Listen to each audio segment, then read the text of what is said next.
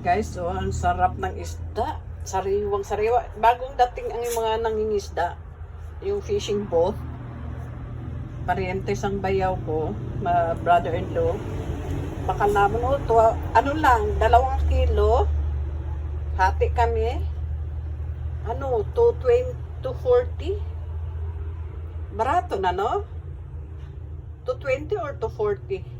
Pero ini, 1 kilo. Ang 1 kilo sakto man sa ila. Diba? Oh, sarap. Sariwa. Nagsigasiga ang mata.